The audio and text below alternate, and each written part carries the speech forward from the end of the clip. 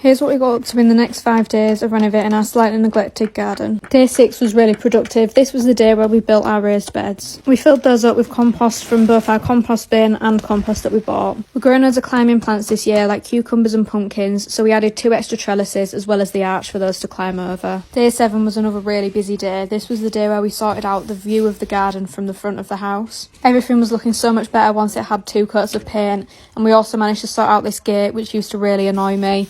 It had this awful chipboard on the bottom that wasn't even painted and it just looked disgusting, so we managed to get that off, but it was really difficult to do. We also used a plank just to fill in the gap between the gate and the shed a little bit. Day 8 was a bit of a quieter day. It was my first day back at work, so we didn't do loads, but we did use this moss killer and we started spotting some little wildflowers appearing. Day 9 was the day where the arch finally got finished off and we can now walk through that. It's got a bit of extra support at the top. I created a DIY trellis using some string and some old sort of almost like laminate floor edges. I'd saved those when I ripped them up when we were doing our flooring, as I thought they'd be quite good as plant supports. Into double figures now. Day 10 was the day where we built this bird bath that Glenn's mum had bought for us. We obviously did it wrong the first time because we didn't read the instructions all the way through, but we'll just ignore that.